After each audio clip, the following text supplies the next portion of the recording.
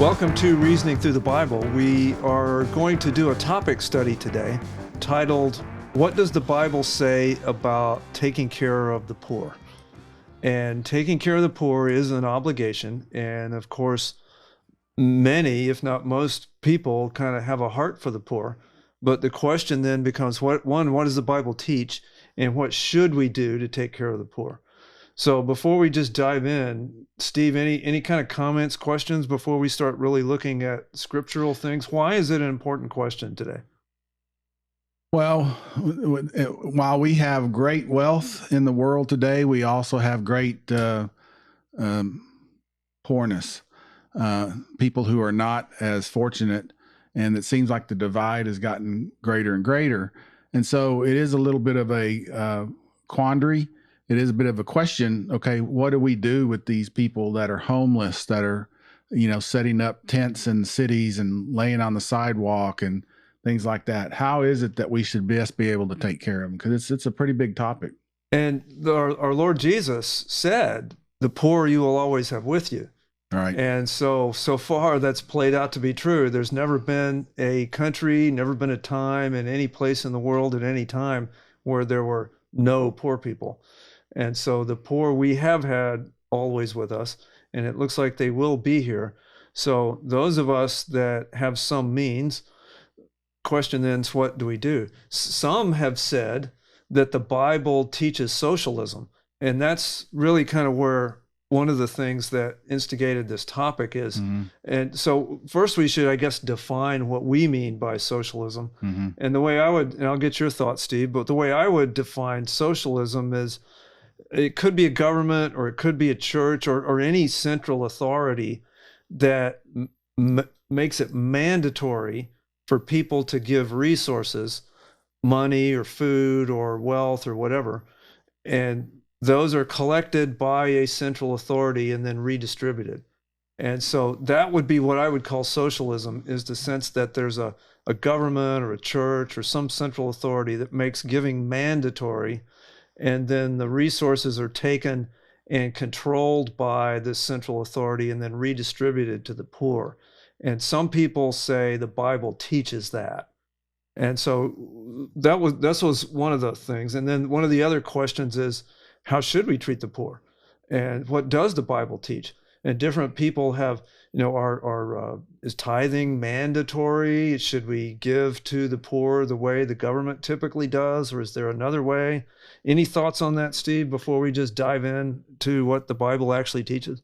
Well, I know you emphasized it when you mentioned it, but I want to emphasize it and call it out. Actually, the key word in what your description in there is mandatory. Making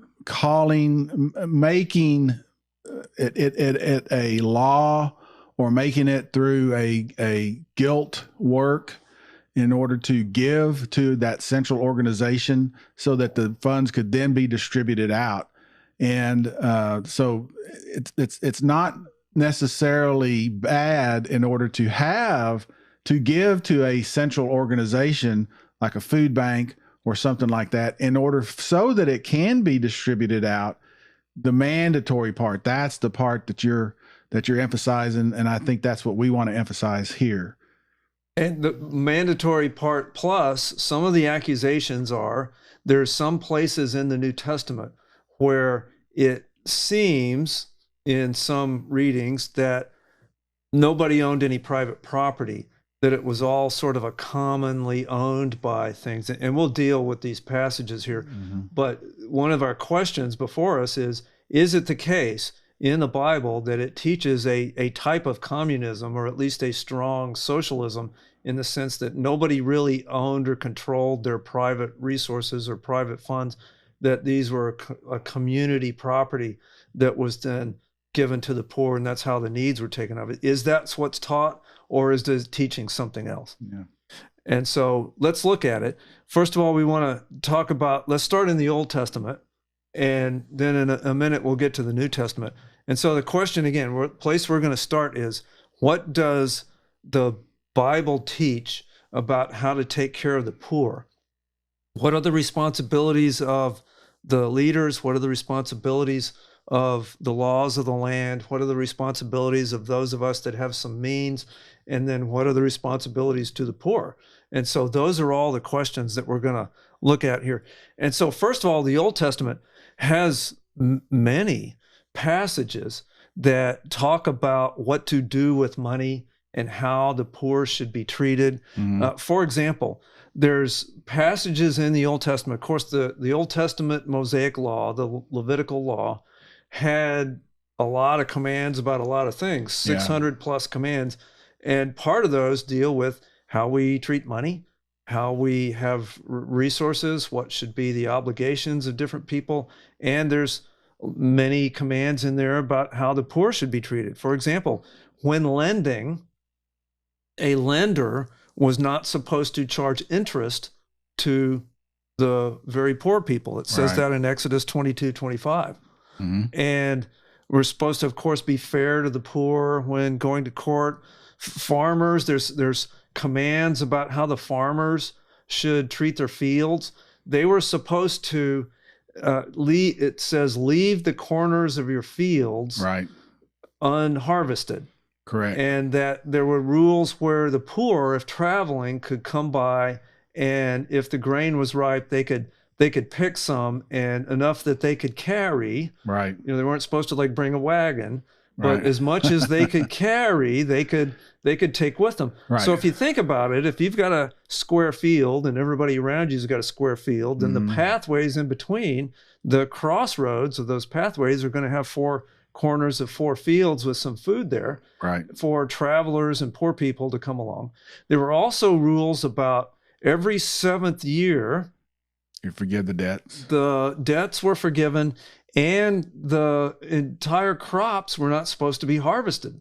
Right. But the poor could go out and harvest the entire crop in those 7th years. And in the farmers, every year when they were harvesting, they were supposed to not go back and grab the things that got left. If you drop something, if you're harvesting and you miss something, you're not supposed to go back and get it. The gleanings of the field. The gleanings of the field. And so the gleanings, which again were things that either the harvesters just missed or they dropped, the poor were allowed to go right behind them and pick those up. And that was what the poor could do to earn a living and get some food. Yeah. And so, Steve, do you remember when we were in the Old Testament and we found that? You remember where we saw it? Yeah, that was in Ruth. And Ruth was encouraged to go out to the Boaz's field. And as she did that, and he gave, of course, I won't go into that story, but yes, she was encouraged to go out there because she knew that the corners were places where she could harvest, because she herself was a widower, and her mother-in-law was a widower as well. So they were there on their own. And so they were considered poor, in the poor class. And so they were able to go out, and Ruth was going out to take the gleanings of the field and also the corners of it as well. And so with that, think of how those laws are set up. The laws are set up to where those with resources, the farmers and people like that had food, they mandatorily had to make some available, but there was no central authority gathering these things up and redistributing them.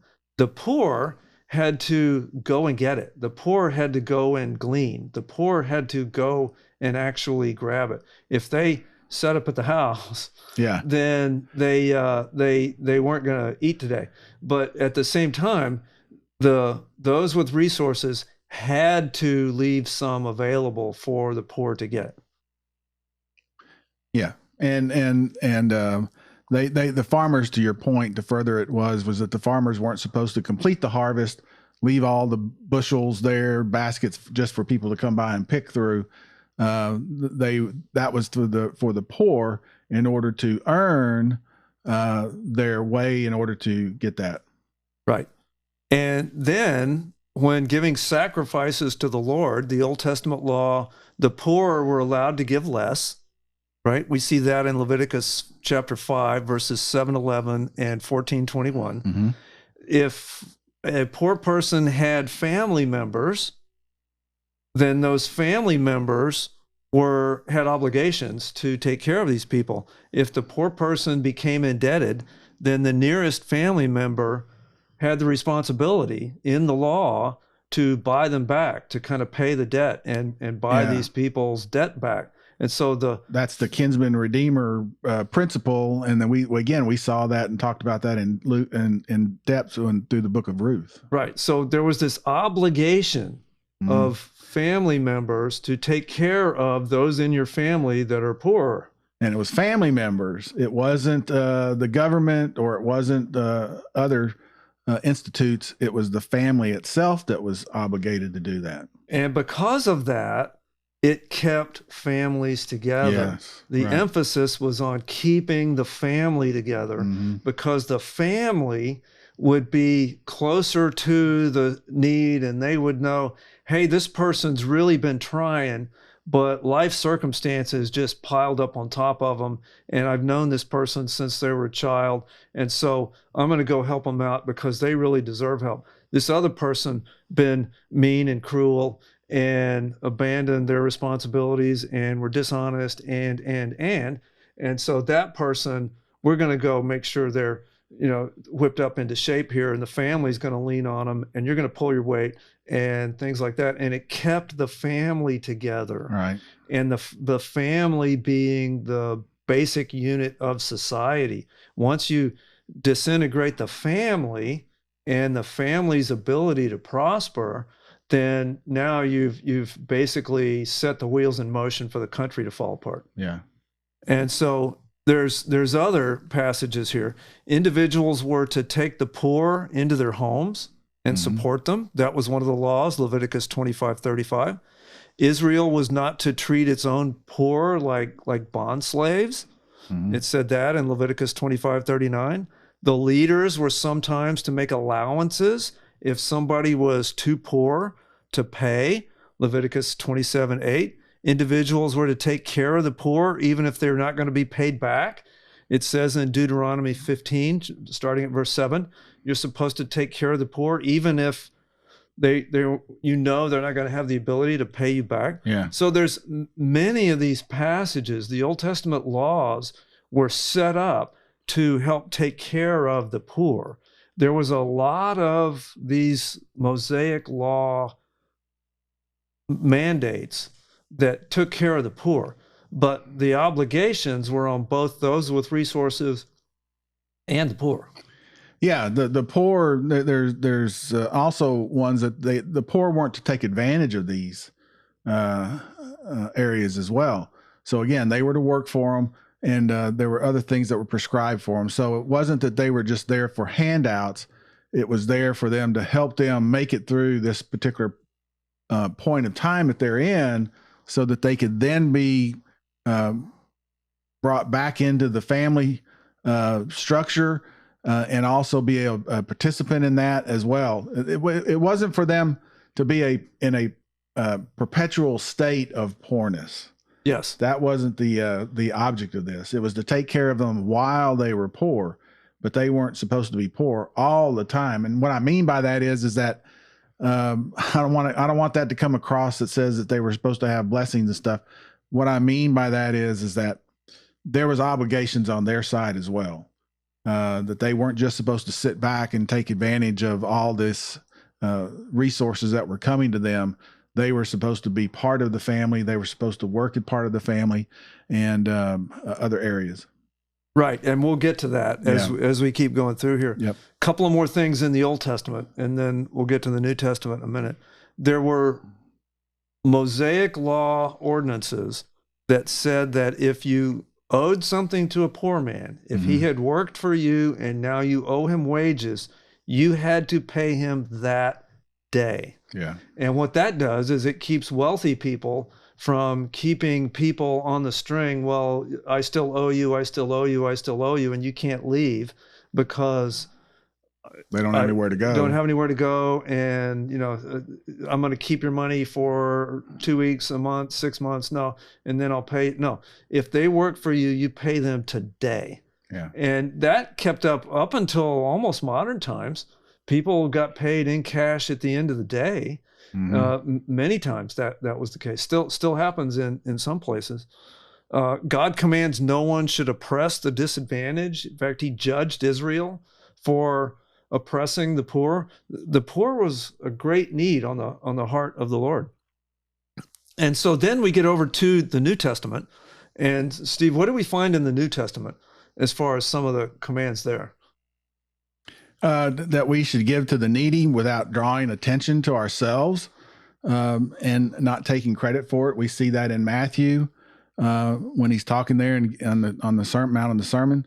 He also gives the commanded the rich young ruler who loved all of his possessions to go sell them and give it to the poor. And of course, we have that story where that rich young ruler walked away very sad in regards to that. Because he had a lot. Correct. And then we also see that we're to reach out to those who can't repay us and feed them. We see that over in Luke.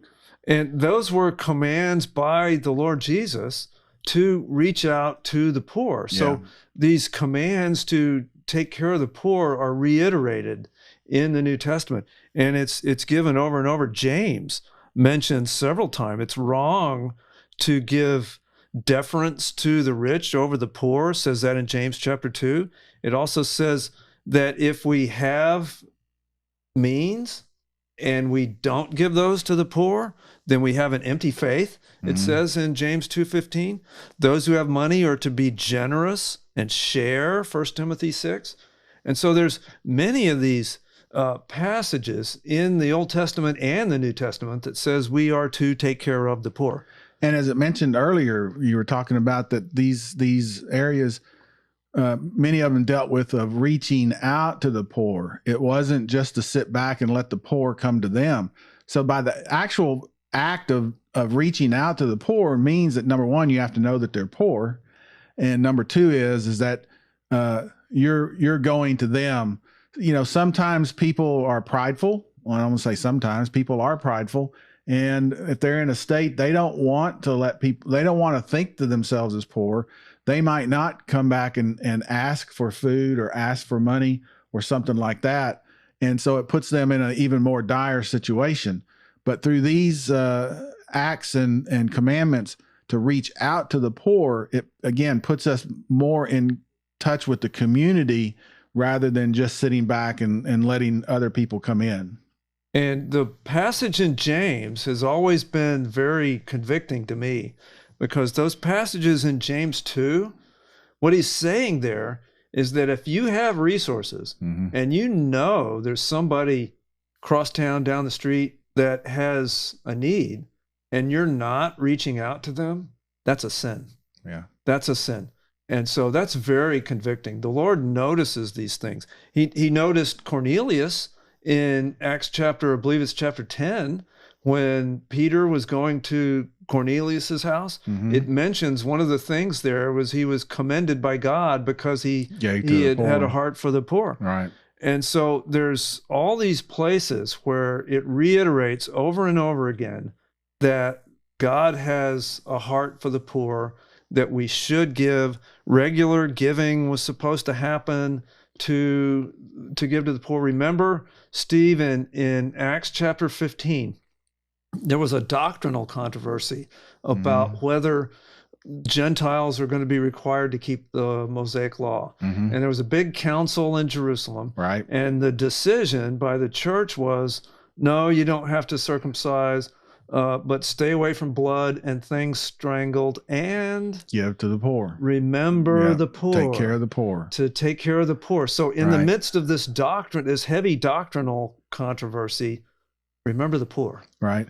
And then you were talking about the wealthy as well a while ago. Wasn't there a story about Zacchaeus whenever he encountered Jesus? Yeah, Zacchaeus was it says small of stature, but he was the one that, if I remember right, had came to Christ, and Zacchaeus says, if I owed anything to anybody, I'm going to pay them back fourfold. Correct. Which was something out of the Old Testament law. And so Zacchaeus was a man that had some means, and now he's going to say, okay, I'm going to go take care of these debts that I had and these poor people that I had taken advantage of. And that's over in Luke 19, and that's a show of a sign of a changed heart.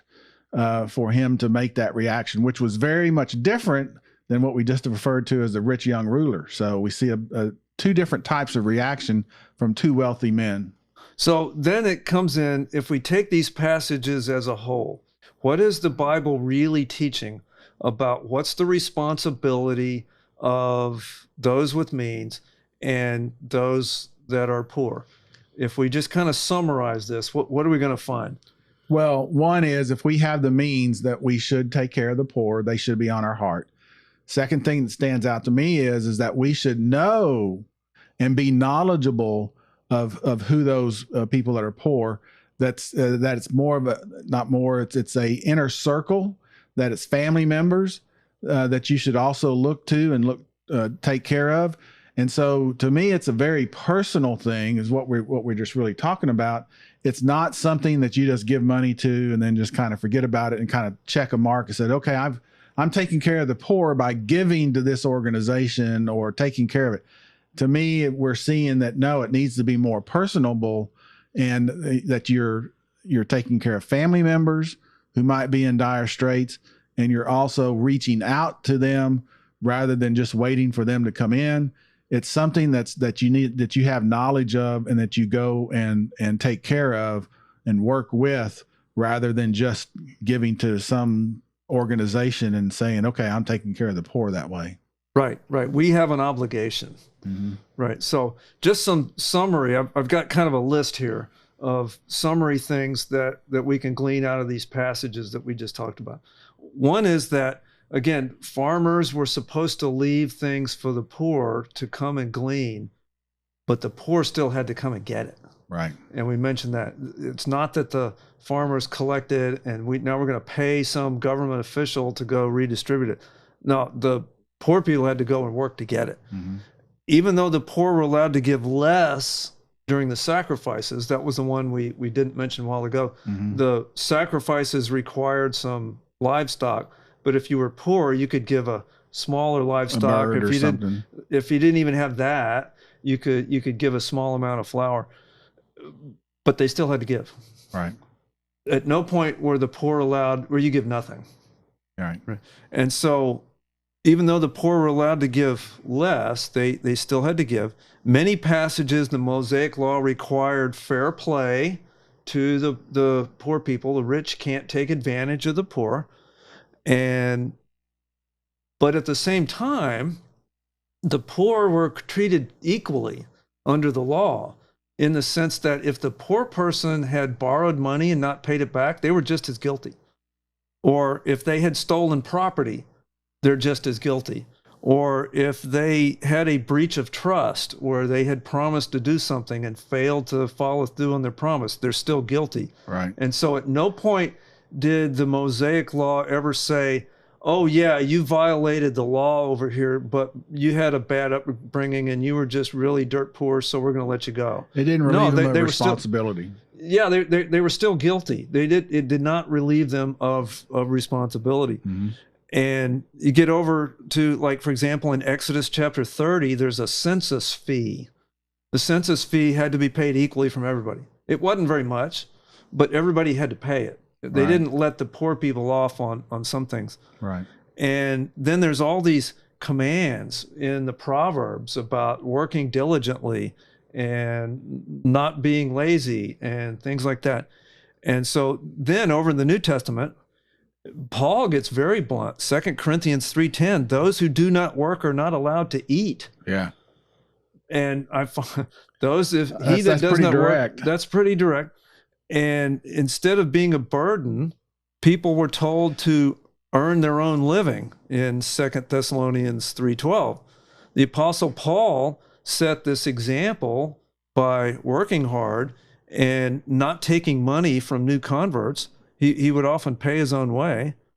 And so then we get into 1st and 2nd Timothy, mm-hmm. okay, where there's a whole series of things. And Steve, just to summarize those, but I'd encourage our listeners to go and read 1st and 2nd Timothy, specifically 1 Timothy 5. He's got a whole section in there. But those that were poor, first of all, it says there had to be a real need not a perceived need, right? If you remember, it says be a widow indeed. Right. If a widow has a family, they're supposed to take care of her. Mm-hmm. The church is to keep a list of these people, and wise leaders were supposed to make a decision. Oh, is this person capable of working, or are they not capable of working? Which is the personal aspect of it that I spoke of a while ago. Yeah, and if the leaders know this person can go out and earn a living, they just happen to be very poor right now, sorry, you don't get any assistance. Mm-hmm. And that's what, again, not my opinion, that's what the Bible teaches. Mm-hmm. It says don't give money to people that can earn a living, lest you teach them to be idle. Mm-hmm. Again, these are biblical commands that I think have just been lost. And so with that, one other passage, Steve, that I'd like to talk about, Mm-hmm. there's a passage in the book of Acts Mm-hmm. where, if we remember right, it was the early church, long about Acts chapter 3 or 4 or 5. Mm-hmm. We have a section there where the church was selling their goods and giving it to the poor. And if you remember right, what happens? There's a passage there where Barnabas had some land, and he sold it and came and set it at the apostles' feet, basically gave it to the church. Yeah, I think the way that it puts it is that they were selling all that they had, and then that was being given to the ones as they had need for it. That's kind of the way it was phrased. Right. So in this case, Barnabas had some land and he sold it. Right. And then gave it to the apostles, just as you said. They Mm-hmm. distributed as those had need. Right. Right. And so we had wise leaders Mm-hmm. that realized over here there's a need, there's a not, this one's capable. But when we see that story, there's nothing in there that says that the people were required to do that by the church. It just says that they were doing it on their own as they were giving it out. Correct. Yes. Correct.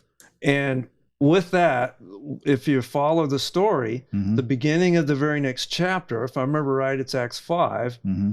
Ananias and Sapphira. Remember them? Yeah, yeah. They sold some land and brought the money at the apostles' feet. And what does Peter say?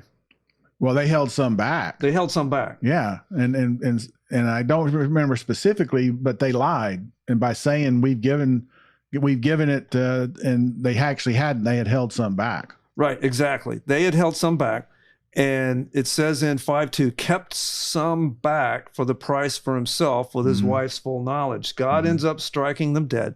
But the reason I bring all this up is about when Peter, in Acts 5:8, he asks Sapphira, tell me if you sold it for this amount. She repeats the lie, and Mhm. Peter says, why is it that you have agreed together to put the Spirit of the Lord to the test? Behold, the feet of those who have buried your husband are at the door, and they will carry you out as well. And she says in there, when it was yours, the land, was it not yours to sell? Right. And after you sold it, was it not yours to give? Right. And so the key right there, just those passages reiterate to us, Right. this is not socialism. They Correct. had the ability to own property and control the property and sell it or not. The reason Barnabas sold property was because he was a Levite who Mhm. wasn't supposed to own property, Right. and he was doing it anyway. And when he comes to the Lord, he wanted to get right, so he sells the land, and instead of keeping it, gave it away. But Peter makes it very clear. The property was theirs to own or not. After they sold it, the money was theirs to give or not. There was no obligation. There was no mandatory thing here. It's a spirit of giving that's given by the Lord. Right. Right. And it wasn't the fact that Ananias and Sapphira hadn't given everything. It was that they lied about it. They said they had given everything, but they hadn't actually done that. Yes. And the verse there was Acts 5:4. While it remained unsold, did it not remain your own? And after it was sold, was it not under your control? And so again, the act there was the lying. And so to wrap all this up, what we have is the Bible gives heavy obligations to those that have resources, right, to give to the poor. And as Christians, followers of the Lord, we should all have a heart for the poor. That's what we're commanded over and over again. It's reiterated. At the same time, there's some obligations to the poor. At no point is the poor ever let off the hook. Matter of fact, if you don't work, you shouldn't eat. And we don't give money to people that are capable of earning a living. Their families should take care of them. And if you do give money to places like to people like that, then you're, as it says in 1 Timothy, teaching them to be idle. And so in our country, we do it all backwards. We're giving money to people just because they're poor. Whereas the biblical model is give to people that are incapable of making a living. And if we do that, then there's enough resources to give a decent living to those that are incapable of earning a living. Correct. And then also there's the issue of vetting the people who say they're poor. Well, again, what we've looked at is that it's a personal thing. So you already know the people's needs. They're part of your family. They're part of the community. You're reaching out to them. So there is no that vetting process. You already know that there are people that need that. Now, one thing real quick before we end here, we started out by saying that there was a description of socialism, something being mandatorily the government or an organization making it mandatory to give. There is an example. Some people might say there is an example in the Old Testament with Joseph and Egypt, and that they made it mandatory in order to give all the grain and things like that. So what's the difference there? While that was mandatory, how is it going to be distributed, and who is it going to be distributed for? Well, with that's the story in Genesis. That's correct. Of Joseph that goes, he becomes a key leader in, first of all, it was in Egypt, and it was not in Israel under God's Mosaic law. Right. But if you remember in the story, Joseph, as the leader there, was taking advantage of these things, working underneath Pharaoh, and he was a shrewd businessman, but he still made allowances for the poor. He sold it to these poor people, and they ended up selling themselves and everything they owned to the Pharaoh, to where basically Pharaoh owned all the people and all the land and the whole country.